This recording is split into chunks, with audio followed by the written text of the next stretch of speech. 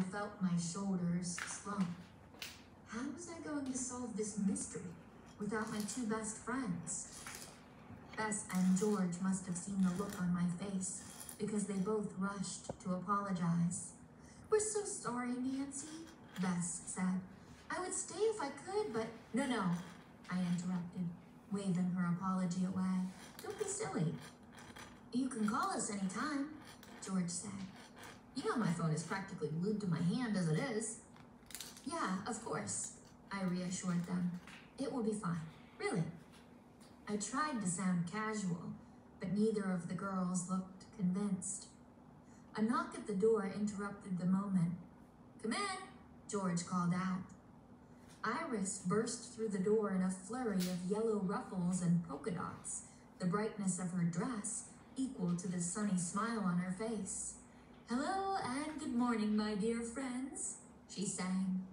After my revelation last night, I was surprised to see Iris looking so happy. But then I remembered that time when we were 8 years old and her parakeet died. At first, she cried, but later that day, she'd invited all the neighborhood kids over to participate in a bird-themed celebration to pay tribute to her late pet. She played host the entire time, laughing and smiling as everyone made bird masks out of paper plates and construction paper. I guess putting on a happy face was just the way Iris coped with hardship. "What's going on, Iris?" I asked. "Have you heard anything from the hospital about Bash?" "As a matter of fact, I have. Good news. Bash is going to be okay." I got to my feet. This was good news. "Oh, how wonderful," Bess said. "Is he awake?" I asked urgently. After all, Bash would know better than anyone else who might want to hurt him. Iris's smile faltered. "Well, no, not yet," she admitted. "He's still unconscious, but they say he's stable. There's just no telling exactly when he'll wake up, unfortunately." I sighed. For now, my investigation would have to continue without Bash's help, and without George and Bess's help either. I felt about as sunny as a storm cloud. Iris glanced my way and must have noticed the look on my face. "Buck up, Sherlock," she said, giving me a friendly touch to the shoulder. "Negative Nancys don't solve mysteries." Bess and George laughed, but a moment later, George sat up like she'd just been struck by lightning. "That's it," she exclaimed. "You don't need us, Nancy. You've got Iris. She'll be your wing girl for this caper, won't you, Iris?" My heart lifted a little, a bit of light peeking through the clouds. Iris looked back and forth between us and then put her hands on her hips. "Well, I'm still going to have to go to class here and there, but of course I will," she finally said. "I'm sure I can squeeze a little private investigation into my schedule, but I have to see if I've got any detective wear in my wardrobe. A girl can't solve a crime in just any old thing." And just like that, Iris cleared out my dreary mood like a fierce wind blowing away the clouds. "Oh, Iris," I said, giving her hand a squeeze. "I'm so glad." "Sure you are," she replied. "Now, what do you think? A brown tweed pantsuit? Or is that too on the nose?" Later that morning, after I'd seen George and Bess off in a bus back to River Heights, Iris and I were walking down a path from the president's mansion to the campus quad. Maple trees on either side of us created a canopy above us, their fiery orange leaves heralding the coming season. All the world was perfumed with the smoky, crisp scent of autumn. I took a deep breath, hoping the fresh air would give my tired brain the jolt of energy it needed to start thinking about the case. "You want to pick up some coffee at the campus cafe?" Iris asked. "You read my mind," I replied. A few minutes later, we'd arrived in the center of campus, which was crowded with students and professors heading to their morning classes. A squat cylindrical building stood in the middle of it all, with the red brick academic buildings radiating out from it like spokes on a wheel. Iris led me inside the central building, the Commons, which housed administrative offices, the campus store, and an eatery.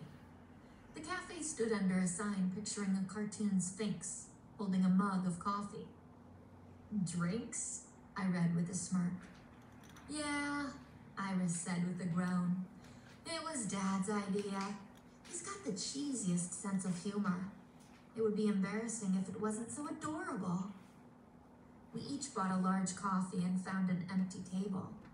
After a few rejuvenating sips, I set down my cup and said, "Okay, let's get down to business. I need to know more about Bash to figure out who would want to hurt him. With Bash out of the way, would that leave an opening for another student to be the star of the department? Do you know of anyone who might be jealous of his success?" Iris tapped her chin with one manicured finger. "I suppose someone could be jealous of Bash, but there isn't anyone who springs to mind. He's a shy, sweet guy. Not exactly a show-off who rubs people the wrong way." I bit my lip. "Okay, maybe we're just looking at a prank gone wrong," I guessed. I mean, I've heard of all kinds of awful pranks happening on college campuses. Maybe this could have been one of those? Someone could have wanted Bash to fall but didn't realize how much it would hurt him to hit the ground from that height. Then a thought occurred to me. Actually, if they knew he was going to be wearing the Icarus costume, maybe they thought it would be funny to replicate the events from the myth itself, the fall of Icarus. Iris took a sip of coffee. "It's possible," she said, "though not the norm here at Oracle. But you never know. Students here are very competitive. If you want to sniff around, you could start by going to the co-ed dorms at the top of the hill. That's where Bash lives. His girlfriend, too, I think. She might be able to give you some insight." Iris glanced at the clock on her phone and gasped. "Shoot, I'm going to be late for class. I've got to run. But it's a good time for you to do some snooping around. Text me after and let me know if you find anything. We'll meet up in the afternoon once my classes are done." I nodded. "Just keep your eyes and ears open. You never know what you might overhear. Sometimes insignificant details can turn out to be crucial clues later on." I bit back more instructions. I didn't want to sound as if I was lecturing her like one of her professors. "Yes, Detective Drew," Iris said, saluting, her mouth pressed into a hard line. "Whatever you say, boss." I rolled my eyes and laughed. I guess I needn't have worried. "Don't let me down, kid," I said in a mock-serious tone. "I'm counting on you." Iris chuckled and patted my hand. "Seriously, though, I'm your girl, Nance. If there's a clue to be found, I'll sniff it out." Bash's dormitory was an ivy-covered red brick building that sat atop a steep hill, its square middle section bookended by two conical towers. Doing my best to look casual and blend in, I waited until one of the residents used his keycard to open the security door and snuck in behind him. Inside, the hallway was virtually empty. Iris had said that a lot of students would be in their morning classes. The white walls were plastered with colorful flyers advertising upcoming campus events and parties, and many of the apartment doors were decorated with all manner of funny drawings and messages to roommates. Unfortunately, there weren't any names on the doors. How was I going to find Bash's room? My question was answered a few minutes later, after I'd climbed the stairs to the second floor and spied a small shrine erected outside one of the doors. Small bouquets of flowers littered the ground, and the door itself was a riot of different colored sticky notes, each of them sending well wishes to the occupant of the room, which of course was Bash. Well, I thought, problem solved. I listened at the door for any sound, After all, for all I knew, Bash had a roommate. But there was only silence. Pulling a credit card from my wallet, I checked both ends of the hallway for witnesses and jimmied the lock.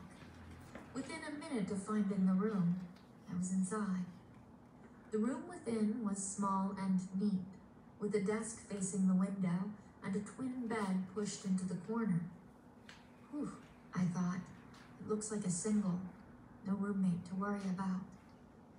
I stepped over a pile of white feathers and a glue gun, evidence of Bash's late-night wing construction, and went to the desk.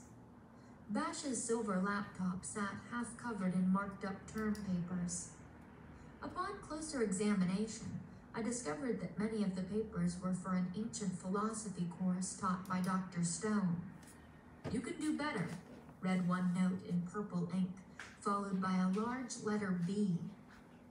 Considering Bash was the department's star student, I found the grade surprising. Iris was right, I thought. Dr. Stone really is a tough customer. I brushed the papers aside and opened up the laptop. I know. Usually it's a big no-no to break into someone's place and snoop around their computer. But I always tell myself that in the pursuit of justice, some rules just have to be broken. The desktop blinked on right away, and I began clicking through Bash's file folders, looking for anything that could be a clue. Curious, I sorted the files by date created and opened up the most recent one, dated yesterday evening. It was a document full of notes from Dr. Stone's class. This must have happened right before the gala. Unfortunately, it didn't prove to be very helpful. Just 3 pages of lecture notes, followed by a quick rundown of a group assignment due in 2 weeks. Bash had written down the names of the people in his group: Maria, Gwendolyn, Eleanor, and Mason, and their topic, which was about justice in Plato's Republic. Frustrated, I closed the laptop and scanned the room again. After 5 more minutes of searching, I was still empty-handed. Then I heard the murmur of voices outside the door. First very low, and then louder and louder.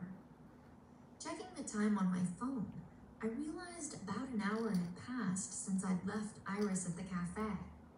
The morning class period must be over, and some students were returning to the dorm. I had to get out of there fast before I got caught.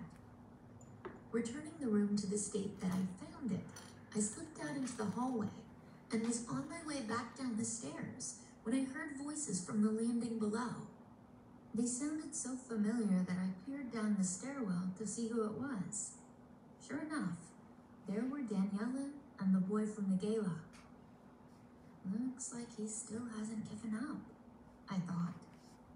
Though they were speaking in low voices, the stairwell acted like an echo chamber, and I was able to hear them clearly from my perch up above.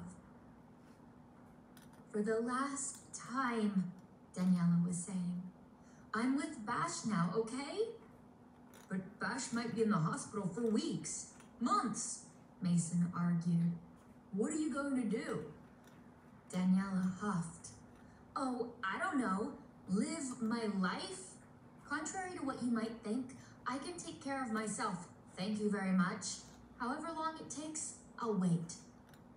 "But baby, I miss you." "It's over, Mason. I'm not your baby anymore." There was a pause.